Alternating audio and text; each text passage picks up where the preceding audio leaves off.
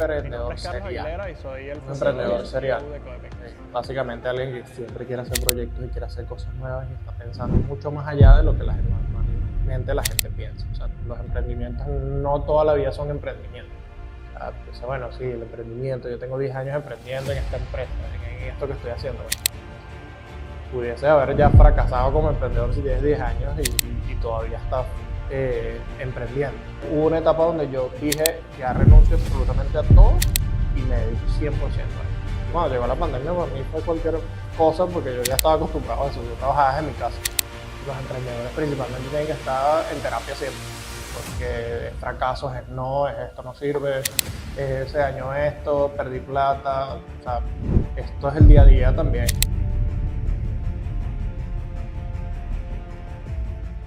Bienvenidos a el capítulo número 39 de Quiero Ser Podcast. Qué divertido. Hoy estamos con un emprendimiento un tanto diferente, ¿no? Estamos en un lugar atractivo. Y parece un aula, ¿será? ¿Será que vamos a aprender hoy? Yo creo que sí. Yo creo que sí, vamos a aprender bastante. Todo Sobre todo tú que no te gusta mucho que digamos Yo veo estas cosas y me da mucha ansiedad, la verdad. Me estresa porque son demasiadas cosas muy pequeñas y muchos cables y me da como demasiadas cosas que no sé para qué funcionan. Pero la persona que vamos a entrevistar sí sabe para qué funciona. Y ustedes, espero que aprendan mucho en este capítulo y que se llenen ese cerebro de conocimiento porque de verdad que para eso hacemos este podcast. Sí, recuerden suscribirse, activar la campanita de notificaciones para que estén atentos a uno de los videos que hagamos. Y bueno, Mira, hola. espérate. ¿Cómo estás? ¿Todo bien? Chévere. Cuéntale a la gente qué has hecho esta semana, chama. Hay que mostrarle a la gente lo que hacemos. Nuestra rutina. No, Nada, tampoco puro tanto, pero ¿cómo lo has pasado? ¿Qué has hecho en la semana? ¿Has trabajado o te fuiste de rumbear con unas locas? trabajar. Y ayer quizás nos distrajimos un Ayer poquito. salimos de nuestra zona de confort. ¿Qué opinas tú de las mujeres? ¿Uno tiene que enfocarse en hacer dinero o enfocarse en salir con mujeres? Interesante esa pregunta. Hola, Carlos. Hola, Él es nuestro invitado de hoy. ¿cómo están? No, creo que es un equilibrio, pero toda etapa de la vida es llevarla por un punto que quieras. Si es hacer plata, si salir con chama, salir con chama. Todo tiene una etapa en su vida. Ok, sí, entiendo. Nosotros ayer salimos de nuestra zona de confort porque nunca, a veces salimos con mujeres. Bueno, yo voy para el gimnasio en la tarde y hay muchas niñas lindas. Entonces, No, sí, yo siempre te digo que no, porque vas a las 5 de la tarde. Ve a las 5 de me la mañana y no hay distraigo nadie. bastante en la tarde. No es recomendable ir al gimnasio en la tarde, Exacto. a no ser que tengas ya la economía bien estable. Bueno, Carlos, tú estabas mencionando ahorita de diferentes etapas, diferentes puntos en tu vida, ¿ok? ¿Qué dirías tú, cómo crees tú, si nosotros estuviésemos en un escenario con 1000 personas, cómo te definirías tú a ti mismo y cómo eres hoy en día? O sea, ¿cómo has hecho ese cambio entre el Carlos de hace 10 años y al Carlos de hoy en día que tiene un emprendimiento y enseña a los estudiantes, a todo este rubro, pues? Sí, o sea, hace 10 años, o sea, primero es un tema generacional. Este podcast está interesante porque yo soy como 15 años mayor que ustedes y eso me hace sentir ya más viejo de lo que soy, aunque todavía soy un chamo. Y nada, hace 10 años yo lo que quería era estudiar, trabajar, o sea, producir. Siempre comento que me define mucho el emprendimiento y desde chamito siempre quise ser emprendedor, siempre quise tener empresas, vender, comprar, hacer un montón de cosas desde que estaba en el liceo, desde que estaba en el colegio, desde que estaba en la universidad. Siempre me gustaba, incluso yo tengo un TCU en informática solo por que quería trabajar y tener un título antes de graduarme de la licenciatura. ¿Y cómo me definí hace 10 años?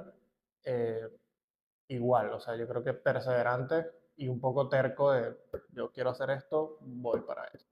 Y bueno, pues llegamos. Y hablando del colegio, ¿cómo era tu personalidad en el colegio? ¿Eres el estudioso que sacaba 20, el rumbero que no iba al colegio, el pana que le tiraba los taquitos al profesor? No, o El sea, tímido, no sé, normal, o normal. sea, X.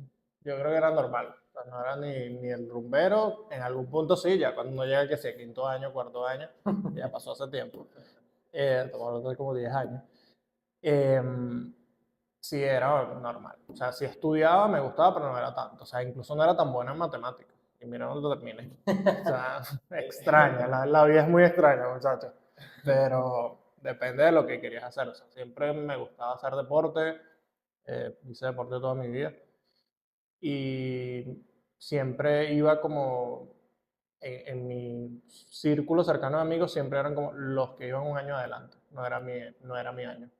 Una cosa extraña. Siempre Ah, era te como que juntabas con los mayores. siempre, sí. Cuando llegué a quinto año ya no me tocó de otra que estar con mi salón, pues. Eso Pero, es algo raro porque a mí me pasa lo mismo y en la universidad me pasa demasiado. Yo estaba adelantado y entonces me la pasaba con gente, no sé, de 25, 24, 26 años y yo en ese momento tenía 21. Y yo era como un niño, pues literalmente era como un niño. sí, sí, es interesante porque uno va aprendiendo, o sea, y eso creo que me hizo incluso madurar desde niño y de querer cosas más grandes, de querer cosas profesionales, cosas de una vez antes. No quiere decir que no haya vivido mis etapas, pero siempre fue como quiero ya ser grande y ahora quiero ser chiquito. Ser adulto es difícil, pero Yo siempre quería ser chiquito. Desde que sabía que me iba a graduar del colegio dije, la vida va a ser dura. sí, es duro, pero se vacila, se vacila. Sí, eso es algo interesante porque estamos hablando ayer que para mí, en el caso del trabajo, el trabajo para mí es como una bendición, porque lo que hace es enfocarte, porque yo cuando no trabajaba, cuando no hacía nada, lo que hacía era o estar pendiente de mujeres o estar pendiente de fiesta o de distraerme. Pero no sé, yo siento que uno cuando consigue un propósito y tú dices que tú como que eres terco, y es interesante porque yo pienso que la terquedad, quizás la obsesión inclusive, es muy importante en un emprendimiento, en una carrera, etcétera, como para tú ser diferente al resto, porque hay muchas personas que estudian, muchas personas que sacan negocios, pero hay pocas que tienen ese diferencial entre ellas. ¿Tú crees que es muy importante la obsesión o qué rasgo debe tener un emprendedor? O sea, ¿qué dirías tú? Eh, yo, o sea, como lo he dicho muchas veces, me defino como un emprendedor serial. Un emprendedor Serial. serial. Básicamente alguien que siempre quiere hacer proyectos y quiere hacer cosas nuevas y está pensando mucho más allá de lo que normalmente la gente piensa. O sea, tú cuando tienes una idea, dices como que, ah, bueno, puedo llegar hasta aquí, no, pero puedo llegar hasta aquí y hasta dónde. Entonces, en el tema del emprendimiento, es interesante porque tú vas aprendiendo, vas fallando, vas estudiando y en el tema de que te tienes que enfocar y en las etapas, si lo hilo un poco con lo que dijimos antes, depende de lo que tú quieras y el propósito que tú quieras hacer en ese momento, vas a ir enfocado en algo. O sea, una de las cosas que a mí me ayudó a llegar hasta acá y hasta lo que tenemos hoy en día, que ya, y lo he dicho muchas veces, que los emprendimientos no toda la vida son emprendimientos.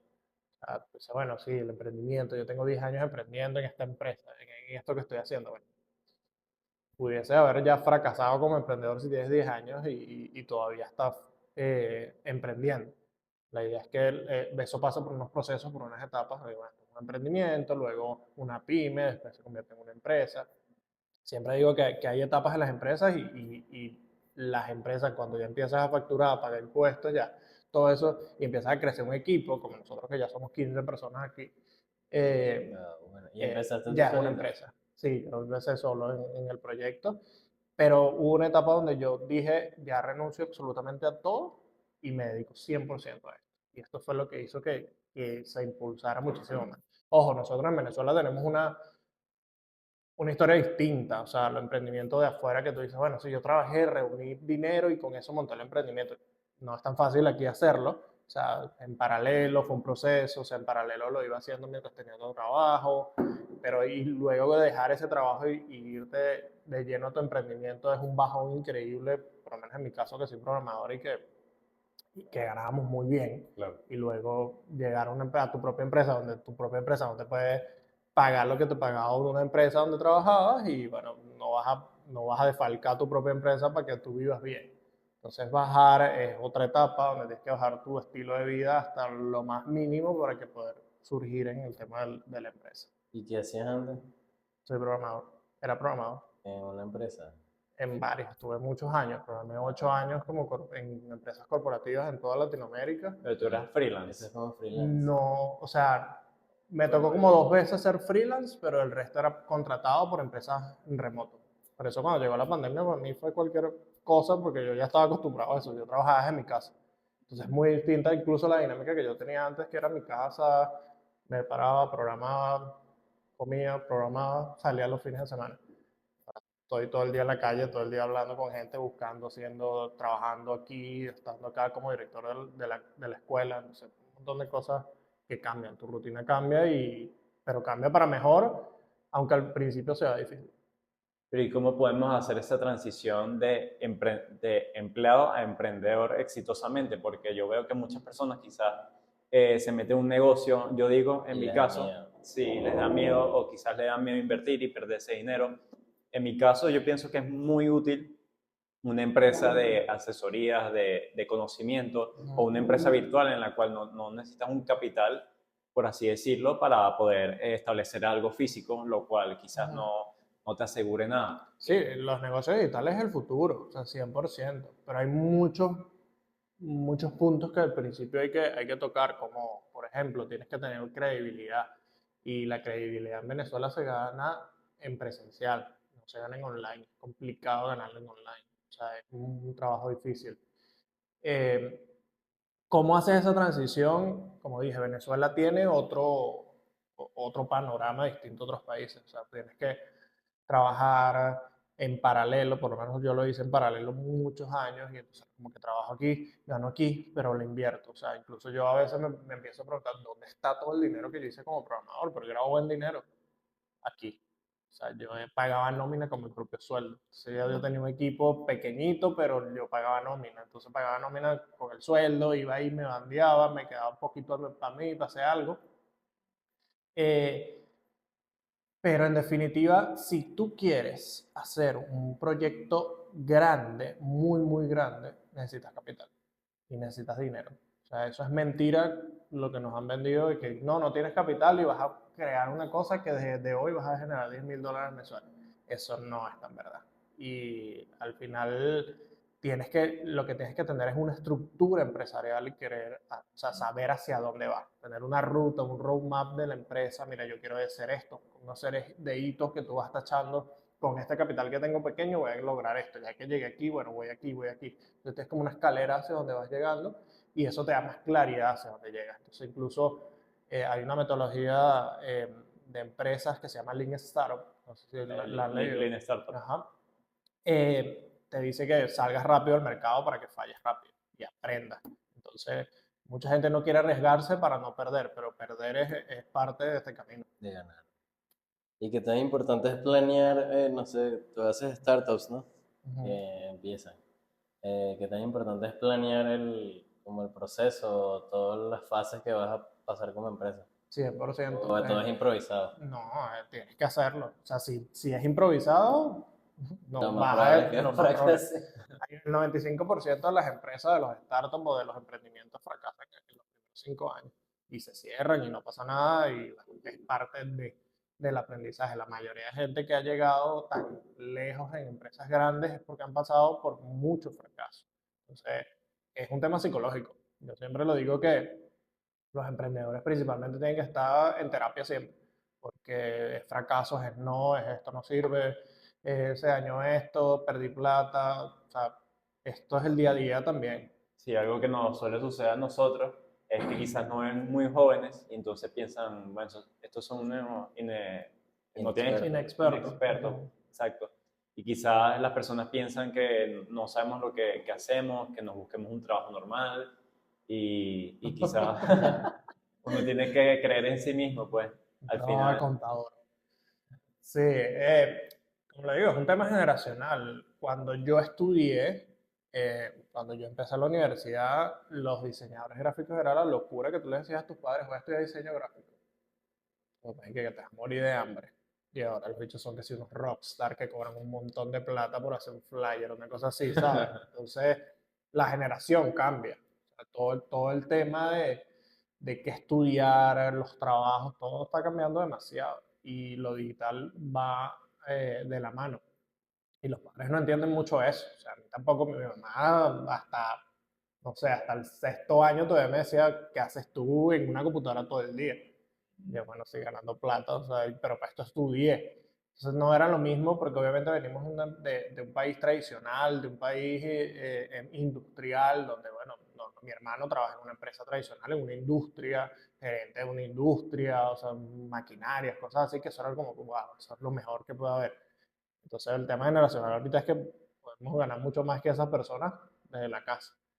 Eh, Básicamente es eso, o sea, es un tema generacional, ¿cómo hacérselo entender? No hay que dedicar tiempo a eso, o sea, al final es saber cómo administrar el dinero que estás haciendo y crecer mucho más en tus carreras. ¿Y por qué tú crees que el 95% de las empresas fracasan? Porque no tienen un plan, porque no tienen una estructura empresarial. O sea, siempre lo he dicho, o sea, sobre todo en Venezuela. En Venezuela estamos muy acostumbrados al tema de vender algo en $1, algo en $2, ganarle y comprarlo en uno, ganarle uno y chévere, se acabó. Bueno, compré un vaso contigo y lo vendí en $8 y me costó 6, me gasté $2. Entonces, al final, cuando intentas crecer, como no son empresas escalables. O sea, las empresas escalables son las que tienen una estructura que sabes que con el tiempo pueden crecer y pueden ser sostenibles en el tiempo. Entonces, la gente normalmente no piensa en eso, sino piensa en el dinero que le puede dar rápido y después se quiebran. O sea, el tema básico, los bodegones. Los bodegones están desapareciendo. O sea, ustedes cuando tenían, no Y sé, hay 17, demasiado. 18, habían Sí, demasiado. demasiado. Y ya no. ¿Por qué? Porque los mercados llegaron a un mercado que es competitivo. O sea, ya no compran, no sé, 100 productos de eso, como lo compraban los bodegones. Un mercado compra 10.000 de eso, ¿sabes? El precio es más barato, un precio más competitivo, muerto luego. Nunca pensaron en eso, escalarlo. Mira, yo monto un bodegón, pero esto tengo que llevarlo a un mercado, tengo que estudiar el mercado para ver cómo se va a mantener en el tiempo. Tengo una estructura empresarial de necesito unos departamentos, toda esa cosa. Al final tenías dos cajeras, un tipo del almacén y ya. Y tú eras el administrador, el contador, Y ya, exacto. el que Entonces, traía la mercancía. no se piensa más allá que solo darle al dinero full. Ese creo que es el principal. O sea, no estudias el mercado, no, no tienes la estructura, no haces un plan, solo es como vamos Vamos a viendo, ver qué como sale. venga, vamos viendo. Es demasiado improvisado. Y no sacas números tampoco, no tengo una estructura de costo, no sé cuánto me cuesta la operación, si necesito más capital. O sea, es difícil decirte o darte una respuesta en concreta, pero engloba todo eso. Y por eso todo el mundo termina fracasando. Si eres un emprendedor que realmente entiendes el concepto de emprendimiento, de empresas emergentes, sabes que es parte del proceso y que, bueno, dolerá, pero después vamos a montar otra cosa. Yo lo que veo porque yo vendo tostones y me lo paso en negocios pequeños. Y lo que veo entre ellos es que la mayoría tienen en común de que como que no se siguen mejorando y conociendo y aprendiendo cosas nuevas, Ajá, que no aprenden algo nuevo todos los días. sino que se quedan con lo que saben y ya su negocio funciona y se quedan ahí manteniéndolo, pero no intentan como mejorarlo. Y eso pasó mucho en Venezuela. O sea, la etapa de cuando llegó la crisis, muchas empresas que creían que estaban súper estables, muertas, porque nunca pensaron en cómo diversificar ese negocio, cómo hacer cosas que los ayudaran a no matarse, a no morir en el tiempo. Entonces, eso básicamente es eso. O sea, la zona de confort también es salir de eso. O sea, cómo vamos bien. O sea, nosotros acá tenemos ahorita 110 estudiantes, pero ya, Bueno, o sea, muy bien, todo el mundo dice, te quedaste ahí, qué chévere, ¿no? Vamos para adelante, o sea, vamos a llegar a los 200, vamos a escalar, o sea, si siempre tienes un plan, por ejemplo, el plan básico de nosotros es un tema de tres fases, consolidación, crecimiento y expansión. Nosotros estamos en un tema de consolidación todavía. Hasta que yo no llegue a mi máximo, no pienso en un crecimiento y hasta que no llegue a ese crecimiento máximo, no pienso en una expansión gigante de replicar el modelo en otros lados. Sí, eso es algo que yo estaba viendo y anotaste eso, compadre, tienes que anotar eso. es algo interesante porque las personas como que apuntan a todas partes, pero no terminan consolidando un producto, un servicio. O sea, no terminan siendo el mejor en eso. Y creo que al enfocarse, como a ti te sucedió con siendo programador y emprendedor al mismo tiempo, no puedes consolidar este emprendimiento 100%. mientras eras programador al mismo tiempo. Entonces creo que el enfoque también es muy importante. ¿Qué pasa, Winners? Volvimos. Ajá, Carlos, una pregunta. Ahorita estamos hablando del tema de la marca personal, que tú lo estás vinculando a tu marca de empresa, todo este ámbito de Codepeques. Una pregunta. ¿cuáles han sido esas claves que quizás tú le darías a esa persona, a ese joven emprendedor que está emprendiendo? Muchos negocios hoy en día salen, pero ¿cómo has hecho tú como para desmarcarte del resto de ese negocio que tiene esa sostenibilidad que tienes hoy en día? Sí, o sea, primero que todo hay un tema importante que tocar porque hay que tener la diferencia entre oportunidad y oportunismo. Porque en oportunismo muchas veces vemos como, bueno, sí, puedo traer esa mercancía, la puedo vender y bueno, chévere. O sea, está bien, la vendí, tuve una rentabilidad, tuve un profit de eso, pero al final para reponerla no me da bien, para ganar. Entonces al final no es un negocio escalable. Porque no creaste primero un estudio de mercado para saber si eso funciona o no. Y segundo, la escalabilidad que puede tener ese proyecto a medida de ese estudio que hiciste. El, el- el punto o la idea más grande en cuanto a la hora de hacer un negocio es saber qué te diferencia de los demás y por qué la gente te compraría. Porque hay muchas, y dependiendo de qué lugar está tu negocio o va enfocado. Por ejemplo, ahí está la teoría de los océanos azules y los océanos rojos. O sea, si vas a un océano rojo, tienes que tener un muy buen punto diferenciador.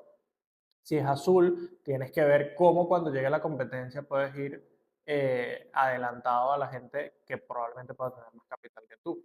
Entonces, lo más grande que hay que hacer primero es entender si hay una necesidad y si esa, no solamente si existe la necesidad, sino que hay una necesidad que sea escalable, o sea, que la puedas mantener en el tiempo y esa necesidad no sea una necesidad efímera que va a durar un poco tiempo, tipo muchos restaurantes que hemos visto que son muy buenos y duran un mes, 2 meses y después cierran porque se acabó el boom y ya hay otro que es popular.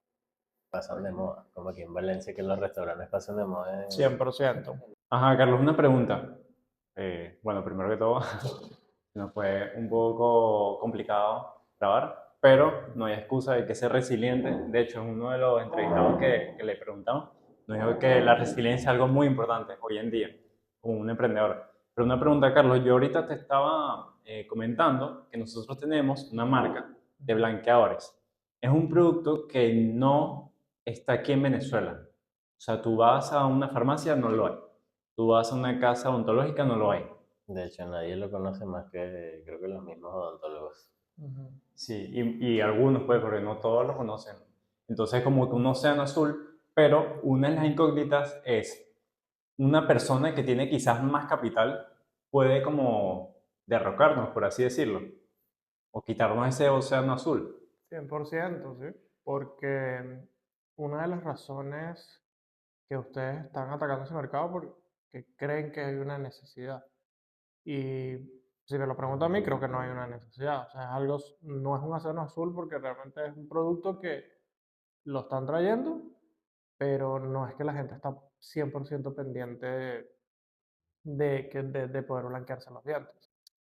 No estamos en una ciudad, por ejemplo, como Medellín, o sea, que es como la norma tener carilla. Venezuela o Valencia no exactamente es ese mercado, no hay una necesidad, es algo bueno, pero se sigue viendo más como un lujo. Entonces, en cambio, si viene alguien que tenga mucho capital y le puede meter mucha publicidad a eso, lo hace una necesidad. O sea, partiendo de eso, creo que al comenzar un negocio y no incluso no tener capital, que es un concepto que se llama bootstrapping, tú estás sacando de tus propios fondos, es identificar necesidades que realmente no te cuesten mucho dinero hacerlas una necesidad. Si ya tú tienes que hacerlo una necesidad, realmente no estás cubriendo una necesidad. No sé si me explico, es muy abstracto el concepto. Creo que sí. Y se puede crear una necesidad, así Si de la nada. la pudieses crear con publicidad, o sea, concientizando a las personas. Nosotros, acá en Codepeque, ha sido todo un proceso también de concientización, de entender por qué los papás tienen que inscribir a sus niños en unas formaciones tecnológicas en vez de escribirnos en ballet, en fútbol, que no está mal y también lo pueden hacer en paralelo, pero cuál es el beneficio que le está trayendo para su vida el deporte de alguna manera o a otra actividad versus nosotros. Eso fue un proceso de concientización. No es que no exista una necesidad, hay una necesidad, pero la población no está culturizada al No 100%. está consciente. Entonces, parte tienes que crear la necesidad y parte tienes que enfocarte en resolver la necesidad. ¿Y cómo puedes crear esa necesidad que, o sea, quizás está ahí, pero no es como muy aparente, no es muy, no sé, como una lámpara dentro de un No es sótano como oscuro. algo obligatorio que tú dices, lo necesito, pero ya. Ajá, Es exacto. buscar que lo necesiten ya. Es buscar el querer de la persona que yo quiero estar ahí, yo quiero comprar eso, yo quiero que mi show esté ahí, yo necesito que esté ahí. Y eso lo da la publicidad.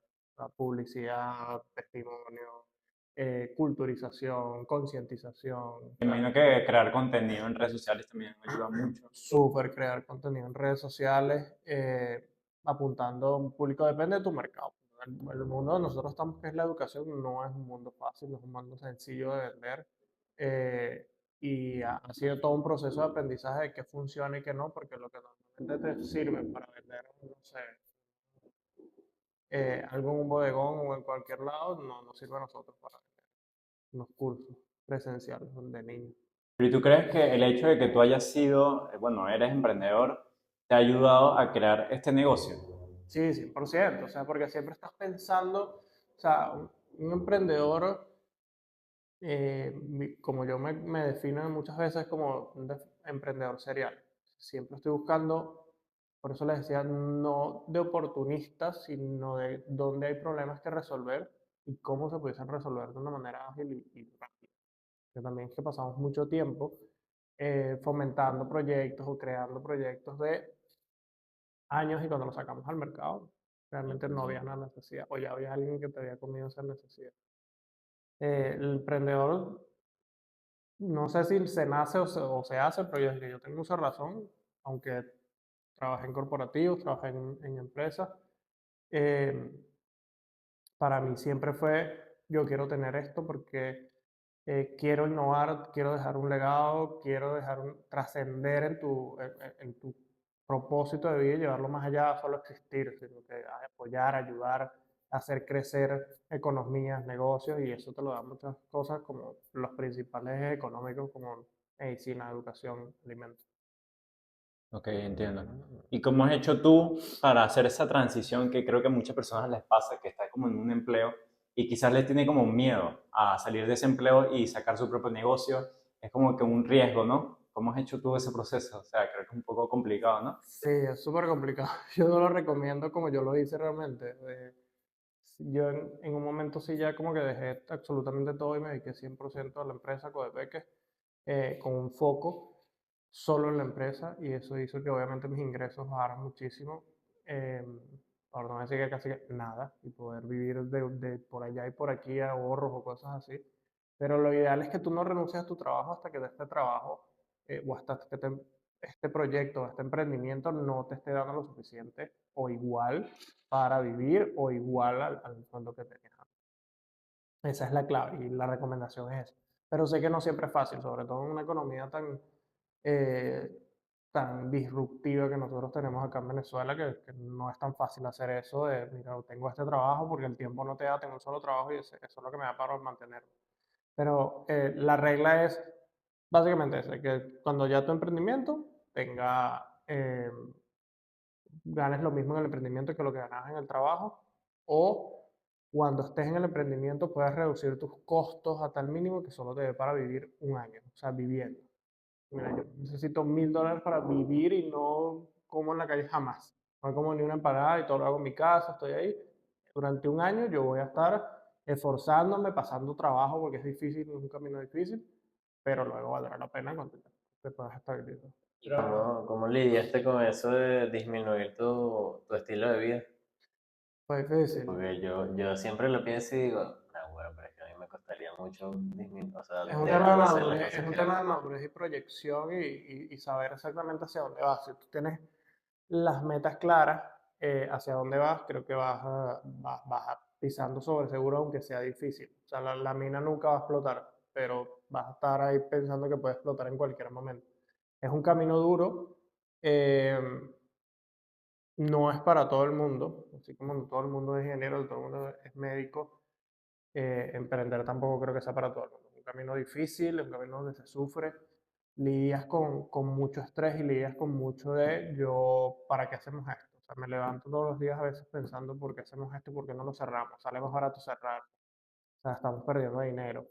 Y lo que pasa es que no tenemos cultura organizativa ni cultura empresarial, pero eso normalmente pasa en las empresas. que en Venezuela podemos tener empresas que en 5 años ya tú empiezas a generar rentabilidad, dividendos y puedes recuperar toda la inversión.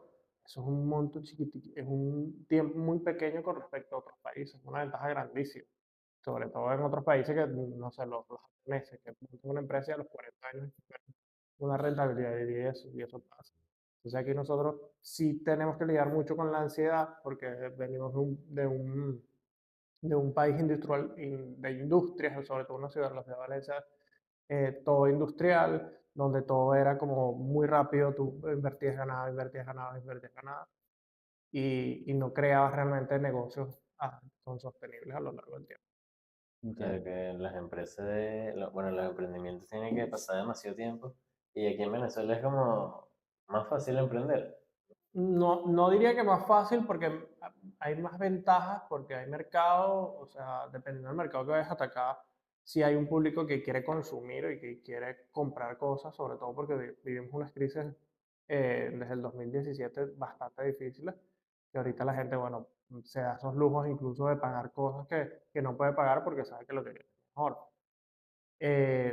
Pero al final todo va en si aguantas. Y si haces las cosas bien, puedes aguantar y saber el norte hacia dónde va. Yo sé que en tal fecha, esta empresa tiene que dar esto. Y si en 3 años esta empresa no llega hasta aquí en unos números reales, sacados, con estructura de costos, tú dices, no, creo que es mejor no continuar. Pero tiene que ser metas numéricas y metas que sí tengan sentido. Sí, bueno, no facturo $1 millón, pero estoy vendiendo un producto en un año. No, pero si tienes una estructura y sabes cómo vas a crecer a partir de ahí, Y para emprender hace falta que sepas que vas a perder dinero. O sea, yo quiero emprender, quiero meterle más plata a la broma de los dientes, pero ¿y si no lo vendo? Me quedé con esa plata perdida. O sea, lo que estás dispuesto a arriesgar es lo es que lo que estás sabes que dispuesto a puedes perder. perder. Que depende, depende de qué le estés metiendo. O sea, si te digo que hagas una inversión en bolsa, hagas inversión en criptomonedas o cosas así, no inviertas lo que no estás dispuesto a perder. Pero si tú estás en una empresa y quieres formar una empresa, invierte y está dispuesto a perderlo, pero haz todo lo posible para no perderlo porque sí está en tus manos, a diferencia de otras inversiones que no están en tus manos. Si las perdiste, pero están en tus manos, aguantar, poder, incluso muy común en los emprendedores cuando te dicen, ¿cuánto necesitas para arrancar? Ah, bueno, yo necesito $2.000. ¿De verdad necesitas $1.000? Sí, porque yo compro esto, ajá, y el operativo que tienes durante 3 meses siguientes, ¿qué va a pasar? Si no vendes nada. Entonces, realmente lo que tú necesitas para emprender no es la estructura de costo inicial, es la estructura de costo inicial más 3 veces la operativa. Entonces, la gente normalmente dice, solo necesito tanto, pero eso es para comprar lo que vas a hacer o lo que vas a invertir en ese momento, pero también tienes que por lo menos tener 3 meses asegurados de operatividad y eso te va a dar un monto más alto, pero sabes que en 3 meses, aunque no vengas nada, aunque no vendas absolutamente nada, puedes aguantar 3 meses mientras pruebas. Eso es un buen concepto. Sí, porque yo, por ejemplo, le digo muchas veces a Daniel, que uno cuando invierte en algo, uno está dejando de invertir en otra cosa. Eso se llama costo de oportunidad. Tú, por Ujú, ejemplo, inviertes en tu propio negocio, no tienes ya para invertir en criptomonedas. ujú, Pero si inviertes en tu propio negocio, ahí sí tienes el manejo, tienes la capacidad o la responsabilidad de que ese dinero se ujú, pierda o crezca. En vez de ujú. una criptomoneda es algo que no depende de ti, Sí. a menos que hagas un análisis técnico que muy pocas personas saben hacerlo. Una pregunta, Carlos. Yo te iba a preguntar en cuanto a la inteligencia artificial, ya para ir cerrando el podcast, ¿qué piensas de la inteligencia artificial? Es como que muchas personas piensan que es como que ya el fin de nuestra existencia, por así decirlo. Hay dos corrientes, o sea, hay dos corrientes, que es una la que es súper drástica y quiere ir con todo con la inteligencia artificial y invertirle millones y millones de dólares para que se desarrolle. Y hay otra corriente que quiere que vaya con calma. Sam Altman, o Altman, no, Altman, que es el fundador de OpenAI, está en la corriente de, sí, de Acelerada. acelerar. Y por eso incluso lo votaron el año pasado, no sé si escucharon eso alguna vez. Lo votaron, después volvió, Microsoft invirtió en OpenAI. Al final va a ser una herramienta. Si esto se va a descontrolar en algún momento, nosotros no lo vamos a vivir. No vamos a tener la edad suficiente para que se descontrole. Pero sí viene el periodo de adopción como herramienta, como nosotros adoptamos los celulares, como mi generación adoptó los celulares, su generación está adoptando el metaverso, la inteligencia artificial.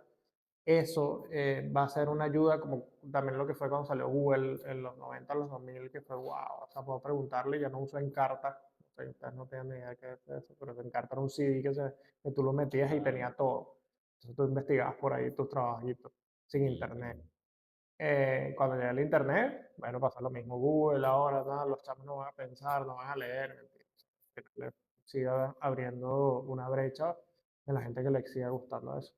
Pero inteligencia artificial básicamente es para una ayuda, no 100% te reemplaza tu pensamiento o tu conexión neuronal de tu cerebro para saber cómo generar una idea, pero tienes como si tuvieras un compañero de trabajo que le puedas preguntar, tienes un socio que le puedes preguntar, mira, ayúdame en esto, tengo esto, dependiendo de cómo tú sepas interpretar y por eso ahorita es tan popular la ingeniería en prompts, que son carreras nuevas, que es como escribirle la inteligencia artificial, incluso nosotros ya aquí para los niños de 8 a 15 años tenemos cursos de inteligencia artificial para esas edades y ha sido fenomenal porque ya los chamos lo están adoptando como algo que nos va a instruir, sino algo que nos va a ayudar a crecer mucho más rápido. Sé que lo que me dice y lo que me responde 100% no es cierto, o sea, tengo todavía la capacidad de dudar de lo que me está diciendo. Y al final va a ser eso, o sea, una herramienta muy poderosa, muy costosa, eh, se va a volver costosa en algún momento, creo yo. No sé, o sea, ahorita creo que cuesta $20 mensuales, pero si mientras más le vayan agregando más cosas, más costoso va a ser. Pero en fin, va a ser una herramienta para estas nuevas generaciones increíble.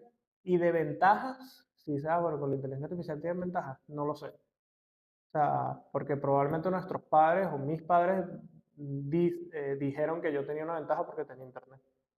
Entonces ahora nosotros vamos a decir que ellos tienen ventaja porque tienen inteligencia artificial. Entonces realmente, más que una ventaja, es como lo que les tocó adoptar y con lo que van a crecer. Y realmente no es, es su herramienta. Y habrá quien le saque más provecho a otro, como mucha gente le saca más provecho a Google y a las computadoras en una época que ahorita. Mira, y tú das cursos de cómo empezar un negocio. Aquí. Doy talleres en marca personal de cómo crear un negocio y escalarlo. Cómo crea y escala tu negocio.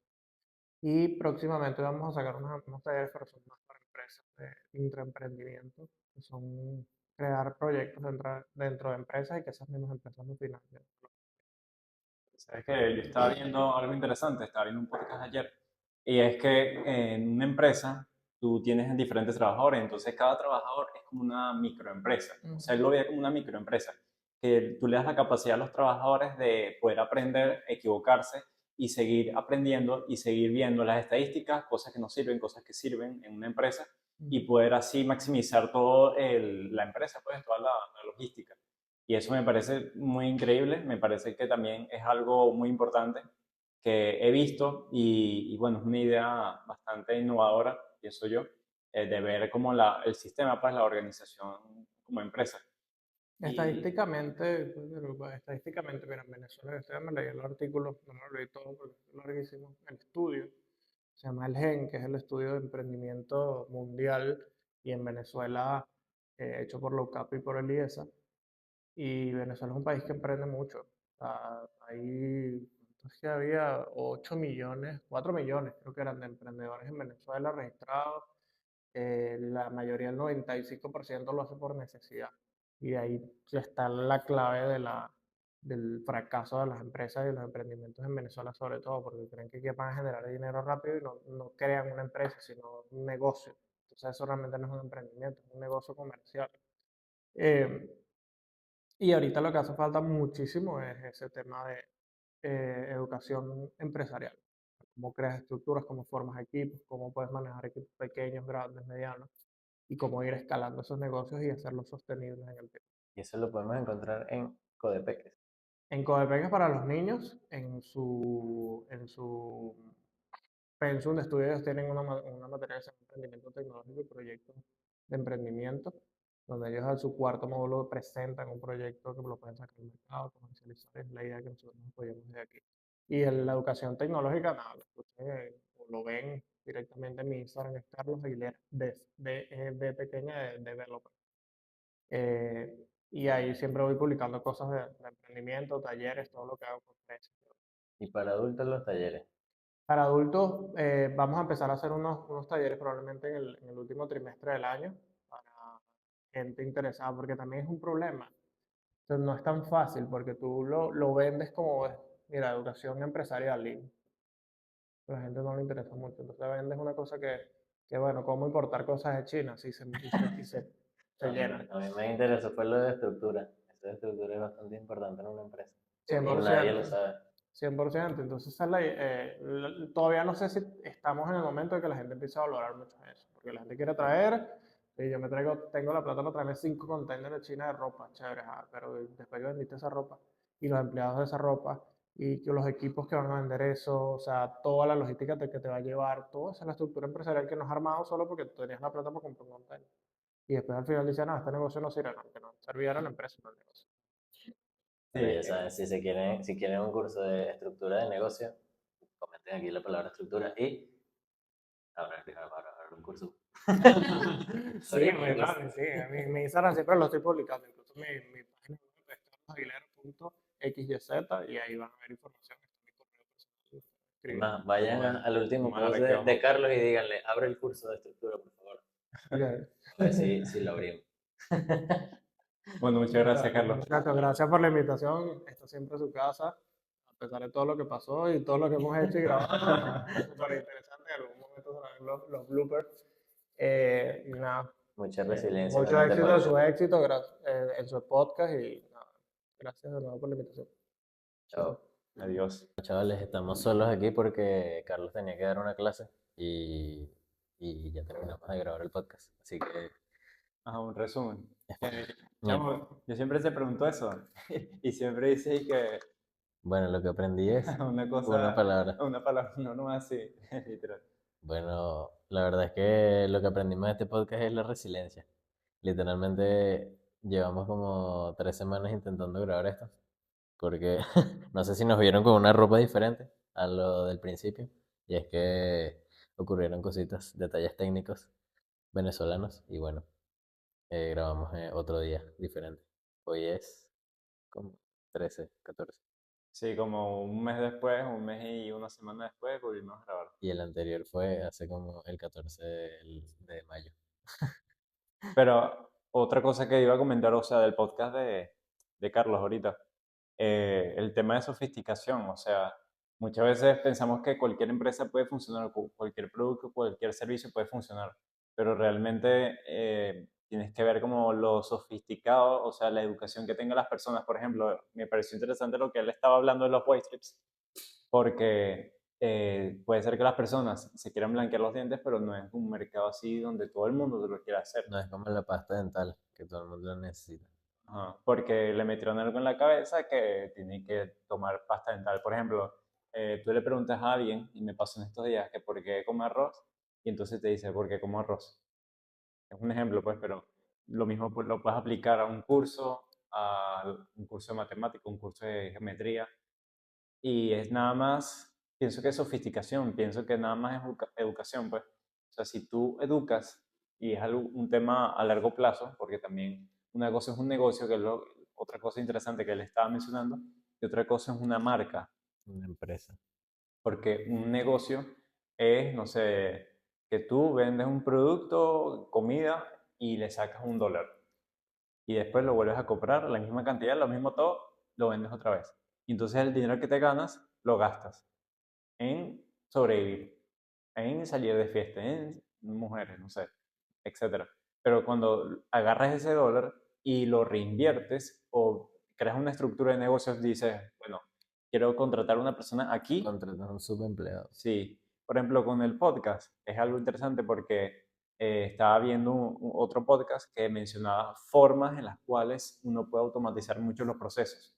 Por ejemplo, un podcast se necesita producción, postproducción, miniaturas, crack clips, etc. Hay diferentes departamentos. Está el departamento de miniatura, departamento de títulos, descripción, todas esas cosas, los clips, para las redes sociales como Instagram, TikTok, etcétera. Y también está la parte de preproducción y postproducción. Entonces tú cuando contratas a gente, tú dices, bueno, le voy a pagar, no sé, 200 mensual a esta persona, 250 mensual a esta persona y a esta persona. Entonces sacas al final, necesito $1,000, $2,000 para mantener la empresa mensualmente. Y entonces así automatizas todo y tú puedes estar pendiente de otras cosas. Porque obviamente si nosotros, por ejemplo, ahorita podemos estar pendientes de la preproducción, poner todas estas cosas por producción y crear clips, pero no tenemos tiempo como para poder hacer otra cosa. Diseñar un clip viral para los sketches de TikTok. Exacto. También obviamente es un tema como organización y todo eso, pero o sea, un negocio, tú buscas dinero a corto plazo. Una marca, una empresa, tú buscas algo consolidado a largo plazo. Que tenga futuro. Sí, eso yo lo veo en las personas que hacen las cosas como para sobrevivir, o sea, para el día a día. De hecho, ayer te lo dije. Ayer estábamos hablando y te dije, qué bueno es que la gente trabaja el día a día para comer el día a día, pero no piensan a largo plazo y no piensan a futuro diciendo, bueno, voy a comer hoy esto para mañana comerme una hamburguesa o trabajar aquí una semana completa y la semana que viene invierto ese dinero y me compro, no sé, una hamburguesa y las vendo. O sea, lo piensan es para comer, básicamente, para comer el día. No piensan a largo plazo en crear una empresa, porque en realidad tú mismo eres tu propia empresa. Tienes que invertir en ti. Inviertes en ti, inviertes en ti, inviertes en ti. Pero, o sea, si da algo como de miedo, por así decirlo, porque en el mismo podcast que estaba mencionando, él Emprender. decía que él necesitaba $2 millones mensuales para poder mantener a la cantidad de empleados que tenían. Imagínate tú tener que generar 2 millones de dólares para mantenerte. O sea, yo lo viví con Asesor Aprende que necesitaba, eran como 200, 250, que prácticamente no es nada, para mantener. Es como el 0,0001% de los 2 millones. Sí, entonces uno igual se estresa, pues, porque son como niveles, pues, uno es como un videojuego, es como que tú vas venciendo niveles y entonces te vas convirtiendo en otra persona, pues.